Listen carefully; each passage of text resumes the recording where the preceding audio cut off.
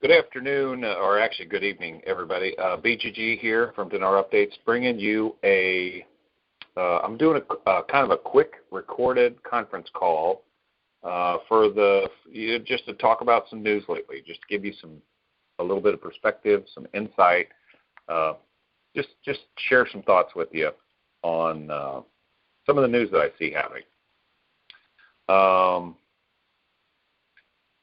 I apologize. I have been very, very busy for the last couple of months. We had some huge projects. We had that water project going on. Did get that actually finished miraculously. The device I designed and built and used, it actually worked. And it worked really, really well. So I was able to sort that out, figure it out, and actually had a hot shower not that long ago. You wouldn't believe how important a hot shower is when when they're hard to come by. So anyway, you'll probably hear from me a little more now in the future, get a chance to talk about stuff. And I thought I'd come on here Saturday night and just run through some news real quick, see what, just give you an idea of what I see is going on. One thing, actually, here is a really important and I'm going to jump right into it because this is just me, and I'll probably do a short little call here. But I want to talk about a few things. You know what? I want to talk about something I just heard today. Somebody was talking about some of the stuff these gurus are saying. They're talking about they're using key cards in country with a dual rate. Listen, folks, that is so stupid. It's literally scary. If someone is saying things like that, just don't listen to them. And there's a lot of people out there you really shouldn't listen to because they say things that aren't true all the time. And by the way, I'm gonna have another very candid conversation later when it's appropriate about people saying things that aren't true. That you will probably know, people you'll know who've said some things that just are not exactly accurate. So anyway, we're gonna talk news tonight. But I heard that today and I thought, man, come on, people. By the way, quit asking about the date and the rate. Quit asking about when it's going to be, because every single person in this community who has ever attempted to predict when, where, or how much has been wrong up until now. Quit that. That's stupid. If you want to be in the investment, be in the investment. If you don't. Quit trying to predict or quit trying to think that there's such a thing as actionable intelligence. There is no such thing. You get in the way, you make your play, and that's how it is. Here is a very important piece of news. Yesterday, in fact, thank Charles Bright in our news forum, which is going like gangbusters, the news in the Facebook group. The title is a Trump envoy carried a message to Kurdish leaders on Abadi that effect. And essentially, the translation is he carried a message. It's Brett McGurk who carried a message to the Kurdish leaders about Abadi, and he carried a message to the leaders who have effect in Kurdistan. And it's really kind of funny. It's a translated Reuters feed where it says Trump's envoy. It says Brett McGamp, which actually it's Brett McGurk. Carried a meeting to the Kurdish leaders from the U.S. administration. And about halfway through this article, here's what I want to point out. Some channel sources in the report said that there's a trend beginning to prevail between the two main parties in Kurdistan to support the vice president of the president of the coalition of the state of law, Nouri al-Maliki, to govern Iraq in the event of winning the upcoming election. First of all, there are probably two forks in the road here. Number one, that's propaganda put out by somebody in Maliki's camp. Number two, could be, and obviously, listen, folks, it is plain that Masoud Barzani had some hinky behind-the-scenes deal with Maliki, which is why he didn't get voted out in this, when he needed to at year 3. When he was under extreme scrutiny the first time around, all these guys, all these cats were in bed together. They were smuggling Kurdish oil. It's the most valuable light sweet number 2 crude oil in the world, on the planet, ever in history, and these jokers were just all at the trough. So it was Barzani and Maliki and Talabani all in bed together, and it, possibly this is just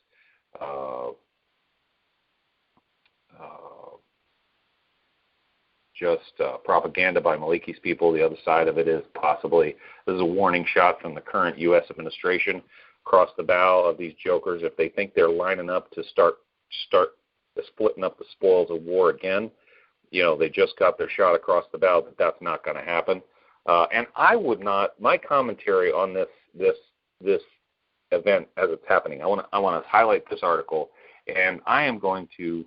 What I'm going to do, I'm going to save this article, and I'm going to repost this article on the forum so that you can go back and re-look at this article, and you can see what I'm talking about and follow along with this call. So this will be in the current Iraq news thread here in just as soon as I post this call. But anyway, this article kind of lays out that there's potentially some kind of undercurrent in at least one of the Kurdish parties to potentially slide up to Maliki, and it could be just leverage on their part to kind of get Abadi to the table too. There's 1,000 different ways that this could be playing out, or 20 different ways this could be playing out. What they're doing with it, I don't know. I don't think there's any possible way that it's the Kurdish movement to bring Maliki back. I just don't think that's going to happen. In fact, I would tell you my first reaction to this is I will be a little bit surprised if Maliki isn't up on some kind of corruption charges.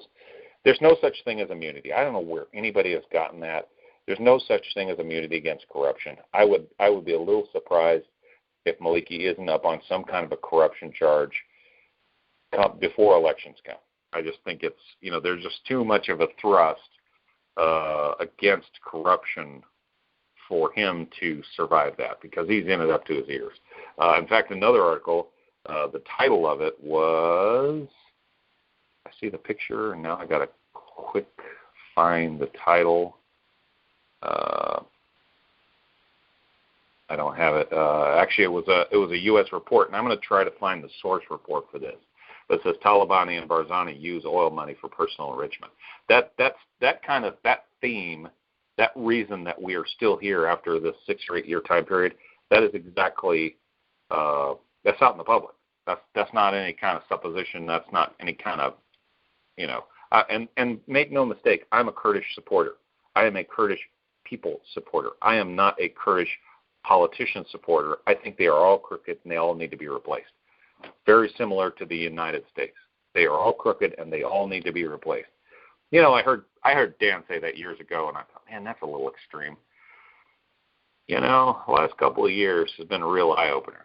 I mean, I think these guys are so crooked, it's just scary, and it's kind of like one of our founding forefathers said, politicians and fish, you need to replace them every so often. They just get stinky. Or something along those lines. I don't know what it was.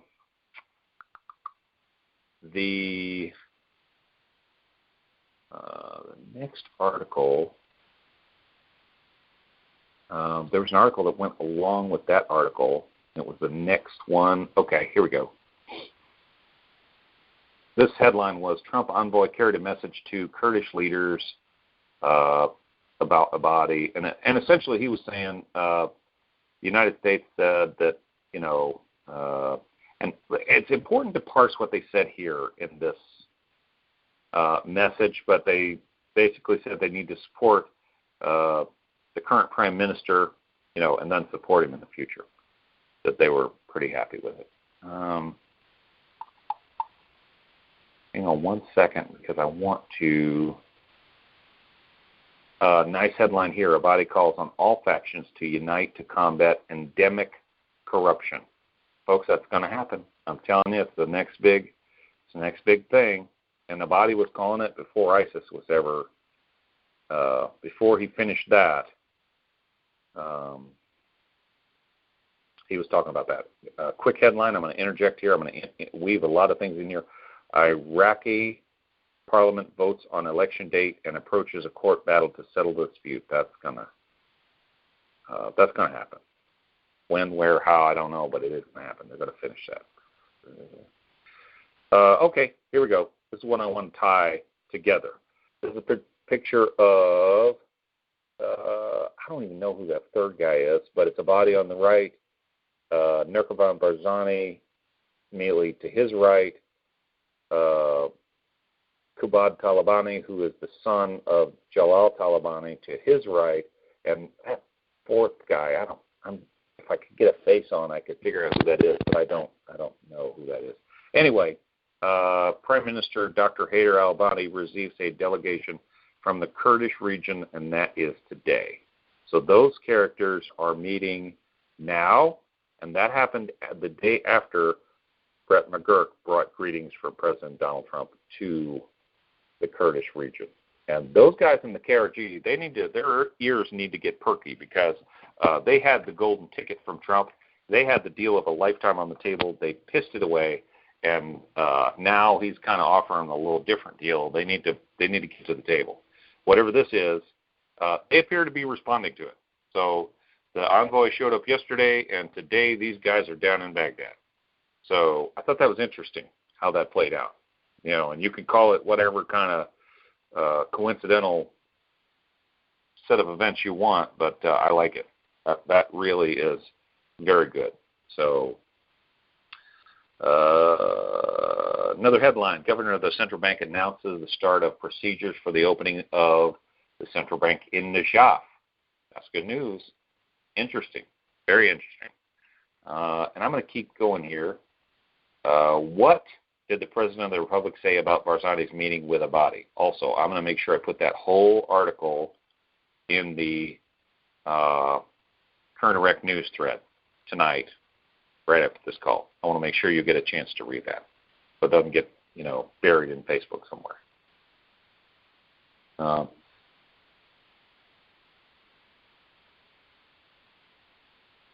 bunch of headlines. I'm kind of cruising through here. Stock market recorded an increase in the number and value of shares traded for the second week. Not that big a deal. It's a big deal, but it's not that big a deal. Here we go. KDP, leading party in Iraq. Actually, there's several main parties, but the KDP and the Quran movement, the probably number 1 and 2. They say there is a great understanding between Abadi and Barzani to resolve the crisis. There is no crisis. The Barzani family is going to get to the table, and they will. Some of these characters are there's going to be some problematic situations coming in the near future. So anyway, very interesting. Trump sends a message yesterday. Today they're down in Baghdad working stuff out. A bunch of more headlines that I like a lot. There was an article, and I put this on the blog. I put it in the forum, Current Iraq News thread, where we put news in the forum. It was an article a couple weeks ago about node security. I thought this was very interesting. It was put out by the CBI. They were kind of educating people on what the security features of the notes should look like, giving them a little bit of an idea of what to look for. Thought it was very interesting that they included in that PSA the 1,000 note, the 500 note, and the 250 note. And I couldn't immediately recognize what those were from the CBI PSA. I had to go to my currency locker. I had to look up some of those notes and see what they were. And then it really became interesting to me. Why in the world, literally half of the notes that were in this PSA describing security features were low value notes?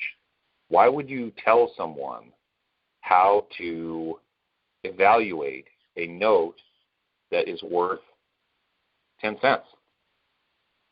Or, what's a 1K? Oh, excuse me, dollar. That one's $1. And then a 500 is worth less than 50 cents, and a 250 is worth less than a quarter. Why does anybody care what the security features on a quarter are? Who cares? So I thought that was very interesting. That was not very long ago. Here are a few more headlines. Today's headline, out of today, Iraq Integrity Commission seizes $47 million internet smuggling operation in Kirkuk.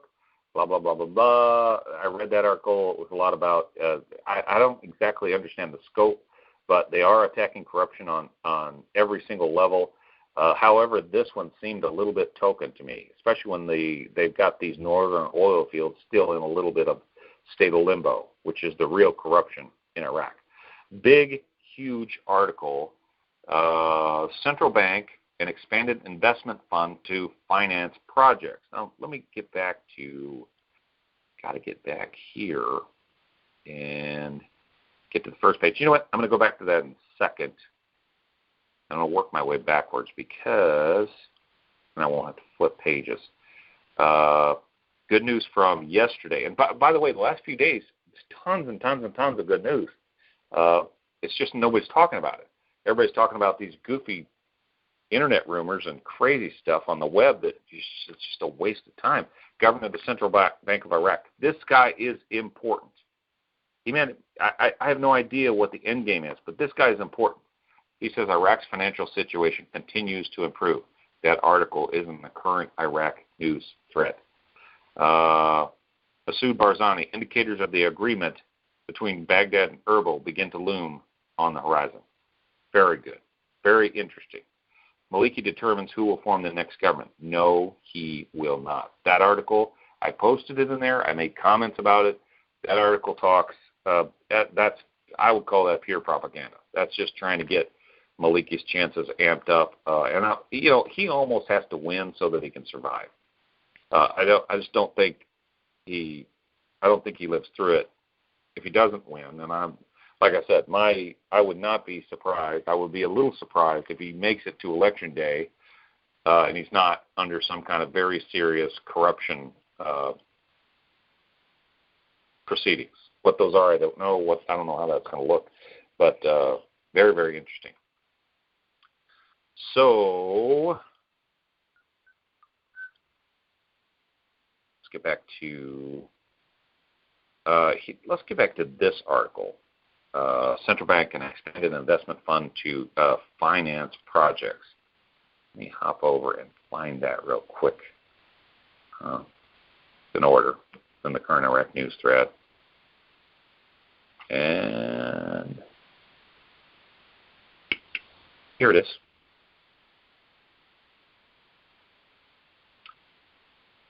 An expanded investment fund to finance projects. I found that very interesting that the CBI is, along with outside entities, they are forming some kind of super fund. The CBI adopted the draft of establishing a joint fund for investment in which all government and private banks will participate in order to provide large sums to fund projects throughout the country. I was currently working on Ali Al-Alaq is currently working on the project, yada, yada, yada. Government, private banks.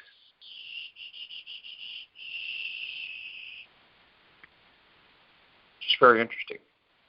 That they're talking about that, particularly ahead of this conference, by the way. And I'm not portraying, I'm not saying, I don't even think that this next conference that everybody's got all their hopes pinned to is the date. I don't think it is.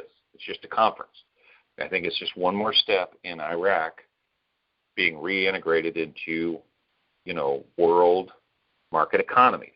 I mean, they're kind of being progressively unveiled as, the next happening event. So I thought that Superfund article was kind of interesting. And you know what? There's two things I want to cover, and then I want to backtrack, and I want to go. There was one article that I talked about just a second ago. It didn't seem like it was all that big a deal. I'm going to go highlight that article, and I'm going to read it to you. And there's a little sniblet in that article that just blows your doors off. Parliamentary Finance says the central bank has allocated a special account to be driven only to pay the salaries of the region. So that article talks about the details of. In fact, you know what? Let me go see if I can't. Let's see if I can't find that article real quick.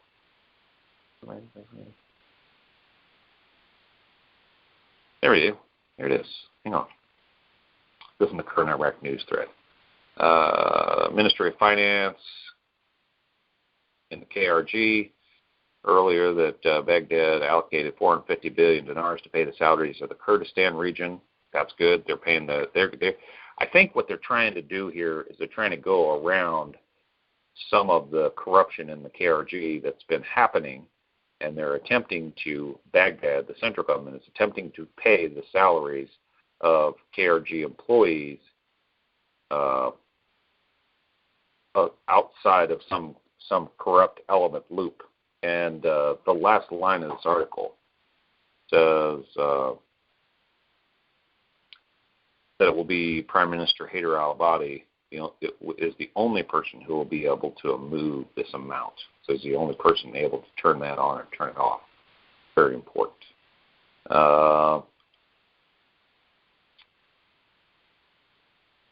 Real quick, I'm going to touch on 2 or 3 things that are happening right now.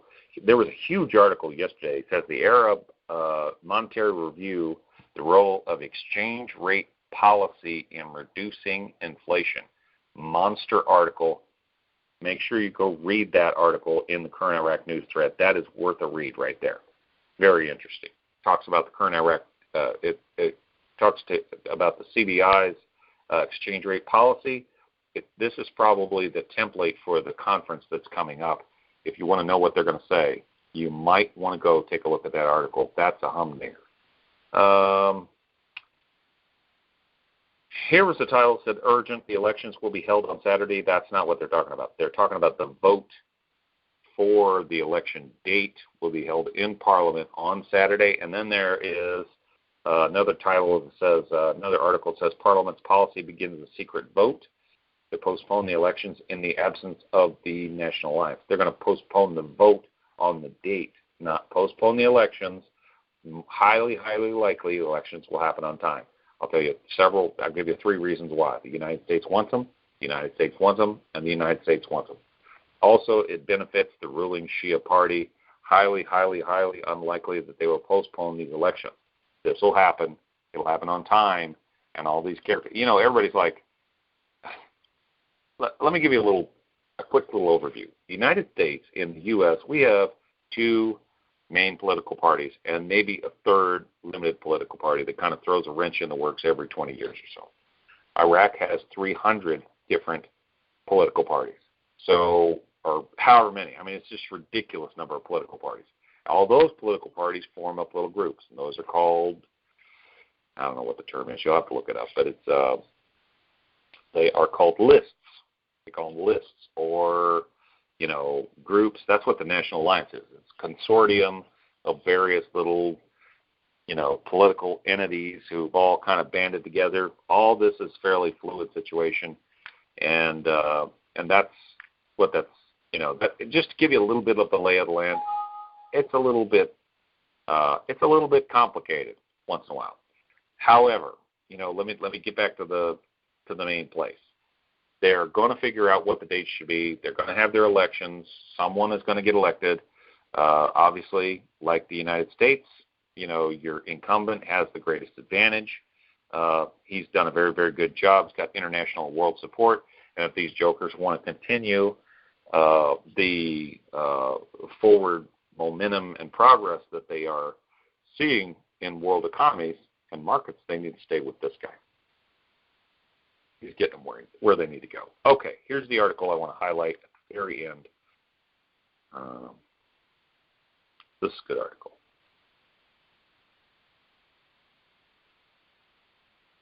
You're going to like this. This is the one to end. Darn it. There it is. I thought this was very interesting. This is one of the early articles I talked about. I said the governor of the CBI, Iraq's financial situation continues to improve. Good article. Ali al-Alaq expressed his, and there's more to it, I'm just kind of zipping through this. Alaq expressed his optimism on Monday about the country's financial situation, blah, blah, blah, blah, blah. Really, they're getting rid of corruption is what it boils down to. Says this is the line that's the barn burner. So the state has great opportunities to improve control over government expenditures and increase non-oil revenues. There is still a step the government must take, but the financial commitment and discipline over the past period has been an important reason for the financial situation to be reversed, he said. Now, what in the world do you think that step is? I'm not supposing it. I'm not imagining it. I'm not predicting it. I am simply reading to you what the article said. He finishes the article out and he says, Locke points out that the CBI's reserves are good and in a state of mobility. He also points out that the focus on the level of adequacy of the reserve according to the international standard for the local currency.